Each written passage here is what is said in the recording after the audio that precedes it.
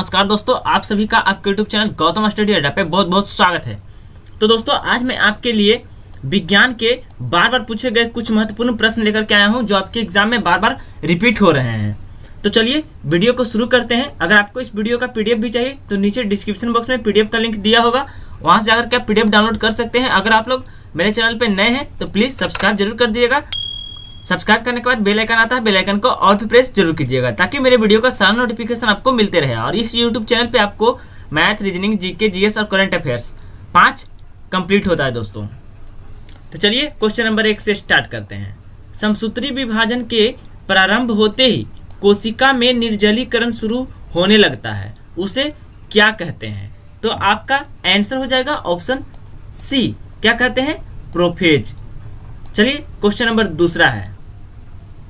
Mitochondria के आकार और आकृति होता है, तो आपका आंसर हो जाएगा ऑप्शन सी, परिवर्तनशील, यानी हमेशा परिवर्तन होते रहता है माइटोकॉन्ड्रिया का आकार और आकृति। याद रखिएगा ये क्वेश्चन आपके एग्जाम में आ सकता है।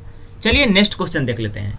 क्वेश्चन नंबर 3, अमीनो अम्ल की आवश्यकता किसके संश्लेषण के लिए होता है? ये आप लोग पढ़ते आ रहे होंगे 9-10 से दोस्तों। तो आपका आंसर हो जाएगा ऑप्शन ए, प्रोटीन के संश्लेषण में अमीनो अम्ल का आवश्यकता होता है। क्वेश्चन 4 है, एंजाइमों का स्रवण किसके द्वारा होता है? तो आपका आंसर हो जाएगा ऑप्शन बी, यकृत के द्वारा, लीवर के द्वारा एंजाइम का स्रावन होता है। चलिए नेक्स्ट क्वेश्चन देख लेते हैं। क्वेश्चन नंबर 5 है, जलीय अणुओं द्वारा प्रतिकर्षित होने वाले समूह को कहा जाता है? ऑप्शन बी, हाइड्रोफोबिक कहा जाता है। क्या कहा जाता है? हाइड्रोफोबिक कहा जाता है जलीय अणुओं द्वारा प्रतिकर्षित होने वाले समूह को। क्वेश्चन नंबर 6 है, यदि कोई पिंड एक समान वृत्तीय गति करता है तो इसका या इसकी क्या होता है? तो आपका आंसर हो जाएगा ऑप्शन सी, वेग बदलता है। क्या होता है? वेग बदलता है। दोस्तों इसमें आपका मिक्स क्वेश्चन है, फिजिक्स, केमिस्ट्री और बायोलॉजी तीनों का, और चुन के मैं क्वेश्चन लाया हूँ, सिलेक्ट करके लाया हूँ। चलिए आगे देखते रहिए, और भी महत्वपूर्ण क्वेश्चन आने वाला है।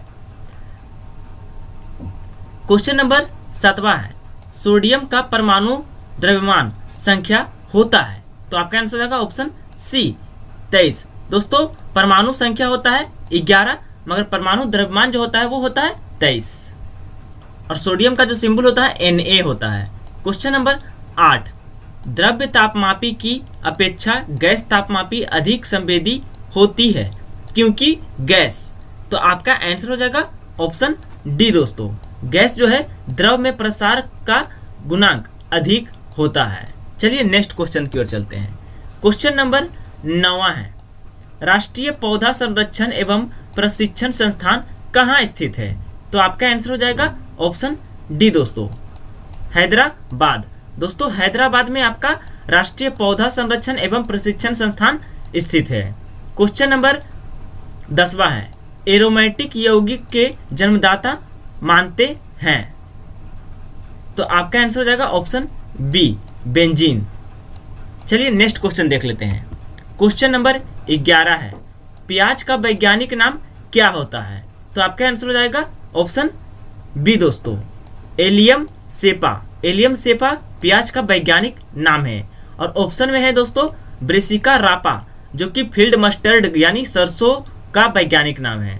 और डॉकस कैरोटा, दोस्तों डॉकस कैरोटा जो है ये आपका कैरोट यानी गाजर का वैज्ञानिक नाम है।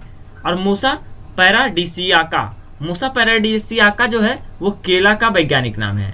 क्वेश्चन नंबर 12 देख लेते हैं। कोई मोटर वाहन एक समान चाल से किसी वृत्त पर गतिमान है, वह वाहन का कुल त्वरण होगा?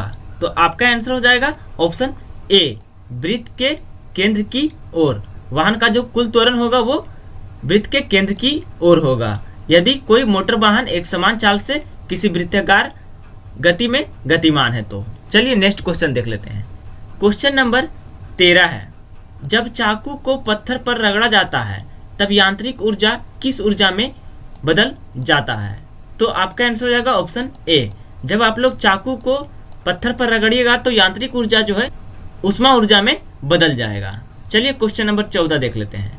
जब एक वस्तु मुक्त रूप से पृथ्वी पर गिरती है तो इसकी कुल ऊर्जा होगी, तो आपका आंसर होगा ऑप्शन ए, अस्थिर होगी। क्या होगी? अस्थिर रहेगी। जब एक वस्तु मुक्त रूप से, ये क्या गिर रहा है? मुक्त रूप से गिर रहा है दोस्तों, मुक्त रूप से पृथ्वी पर गिरती है तो इसकी कुल ऊर्जा जो होता है अस्थिर रहता है। चलिए अगला क्वेश्चन देख लेते हैं। क्वेश्चन नंबर 15 है, प्रत्येक गुणसूत्र पर दानेदार रचनाएं दिखाई पड़ती है, जिन्हें क्या कहते हैं? तो आपका आंसर हो जाएगा ऑप्शन ए दोस्तों, क्रोमोमियर कहते हैं। क्या कहते हैं? क्रोमोमियर कहते हैं, जो प्रत्येक गुणसूत्र पर दानेदार रचनाएं दिखाई पड़ती है। चलिए क्वेश्चन नंबर 16 देख लेते हैं। कस्तूरी मृग परियोजना कब लागू किया गया? तो आपका आंसर हो जाएगा ऑप्शन ए, 1970 को कस्तूरी मृग परियोजना लागू किया गया था। अब चलिए इस परियोजना के बारे में मैं आपको थोड़ा जानकारी दे देता हूँ।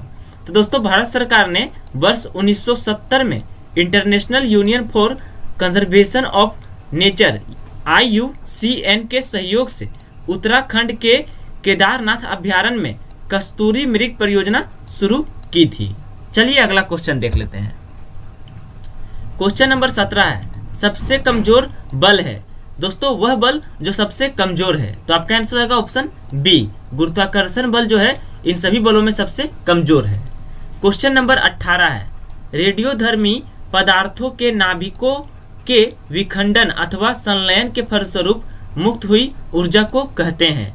ये भी क्वेश्चन बहुत आसान है, तो आपका आंसर होगा ऑप्शन बी, नाभिकीय ऊर्जा कहते हैं। क्या कहते हैं? नाभिकीय ऊर्जा। चलिए अगला क्वेश्चन देख लेते हैं। क्वेश्चन नंबर 19वां है, राष्ट्रीय जैव विविधता प्राधिकरण कहाँ स्थित है? तो आपका आंसर हो जाएगा ऑप्शन बी, चेन्नई में। राष्ट्रीय जैव विविधता प्राधिकरण जो है चेन्नई में स्थित है दोस्तों। चलिए क्वेश्चन नंबर 20 देख लेते हैं।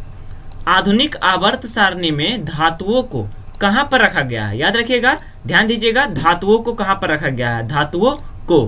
तो आपका आंसर हो जाएगा ऑप्शन डी दोस्तों, बाईं ओर। धातुओं को बाईं ओर रखा गया है। क्वेश्चन नंबर 21 है, निम्न में से कौन न्यूनतम ताप दर्शाता है? तो आपका आंसर हो जाएगा ऑप्शन ए, र्यूमर पैमाने पर 1 डिग्री। दोस्तों, र्यूमर पैमाने पर 1 डिग्री जो है सबसे न्यूनतम ताप को दर्शाता है। चलिए क्वेश्चन नंबर 22 देख लेते हैं। जल प्रदूषण अधिनियम कब लागू किया गया? ये भी क्वेश्चन बहुत आसान है और रिपीट हुआ है कई बार, तो आपका यहाँ आंसर हो जाएगा ऑप्शन ए दोस्तों, 1974। 1974 में जल प्रदूषण अधिनियम लागू किया गया था। चलिए नेक्स्ट क्वेश्चन देख लेते हैं।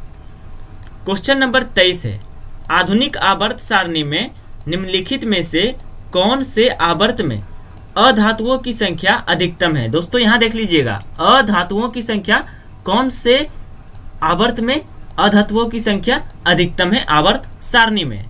तो आपका आंसर हो जाएगा ऑप्शन बी, दूसरा दोस्तों। आवर्त सारणी के दूसरा आवर्त में सबसे अधिक अधातुओं की संख्या पाई जाती है। क्वेश्चन नंबर 24 देख लेते हैं।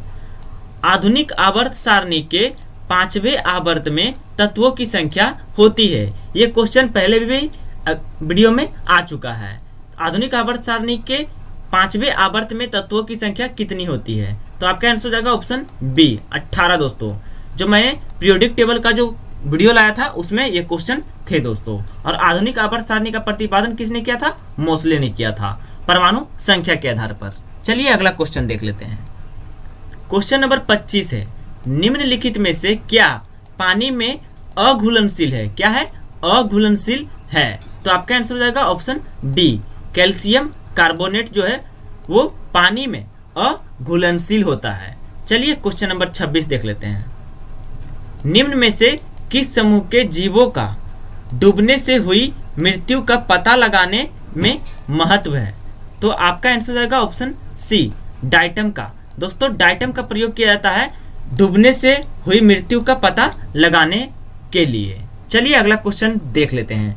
क्वेश्चन नंबर 27वां है दोस्तों। वैश्विक प्रतिस्पर्धा सूचकांक किस संस्था द्वारा जारी किया जाता है? तो आपका आंसर हो जाएगा ऑप्शन सी, विश्व आर्थिक मंच द्वारा। दोस्तों, विश्व आर्थिक मंच द्वारा वैश्विक प्रतिस्पर्धा सूचकांक जारी किया जाता है। क्वेश्चन नंबर 28 देख लेते हैं। ऊर्जा के अनवीकरणीय स्रोत हैं?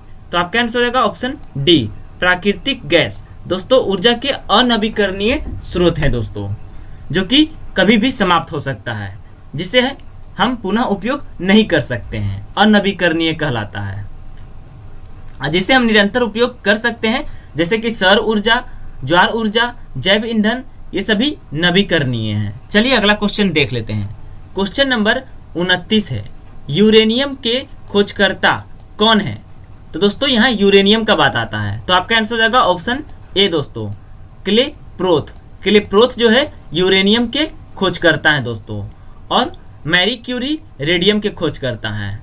चलिए क्वेश्चन नंबर 30 देख लेते हैं। भारी राशि को किसके द्वारा मापा जाता है? तो आपका आंसर हो जाएगा ऑप्शन बी, स्प्रिंग संतुलन। दोस्तों भारी राशि को स्प्रिंग संतुलन के द्वारा मापा जाता है। चलिए नेक्स्ट क्वेश्चन देख लेते हैं। क्वेश्चन नंबर 31 है, वेग समय ग्राफ की प्रवणता दर्शाती है। क्या दर्शाती है वेग समय ग्राफ को? तो आपका आंसर हो जाएगा ऑप्शन बी दोस्तों, त्वरण को दर्शाता है। क्या दर्शाता है? त्वरण दर्शाता है, वेग और समय का ग्राफ। क्वेश्चन नंबर 32 देख लेते हैं। सर्वप्रथम माइटोसिस शब्द दिया था, तो आपका आंसर हो जाएगा ऑप्शन सी दोस्तों, फ्लेमिंग। फ्लेमिंग और ब्रेकर ने सर्वप्रथम माइटोसिस शब्द दिया था। चलिए अगला क्वेश्चन देख लेते हैं। क्वेश्चन नंबर 33 है, वस्तु के जड़त्व का कारण होता है। क्या होता है जड़त्व का कारण वस्तु का? तो आपका आंसर हो जाएगा ऑप्शन ए दोस्तों, गति में कोई परिवर्तन नहीं, वस्तु के जड़त्व का कारण होता है। चलिए क्वेश्चन नंबर 34 देख लेते हैं।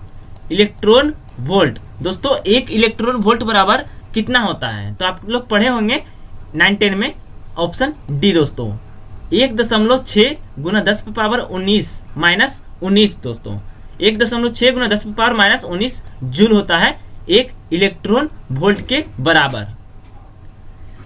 दोस्तों 1 जूल बराबर होता है 10⁻7 अर्ग होता है दोस्तों, यहाँ जूल है, 10⁻7 अर्ग होता है 1 जूल बराबर, और 1 कैलोरी बराबर 4.2 जूल होता है, और 1 किलोवाट आवर बराबर 3.6 × 10⁻6 जूल होता है। चलिए अगले क्वेश्चन की ओर चलते हैं, जो कि आज का आखिरी और लास्ट क्वेश्चन है।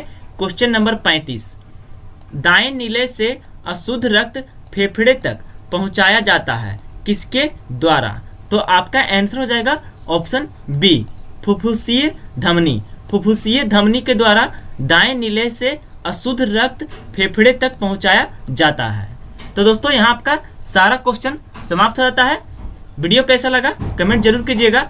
हो सकता है, आशा करता हूँ कि आपको पसंद आया जरूर होगा क्वेश्चन। अगर क्वेश्चन पसंद आया तो वीडियो को ज़्यादा से ज़्यादा शेयर और लाइक जरूर कीजिएगा, और चैनल पे नए हैं तो सब्सक्राइब जरूर करके जाइएगा। थैंक यू दोस्तों, अपना ख्याल रखिएगा, कोरोना वायरस से बचे रहिएगा। Stay home, stay safe.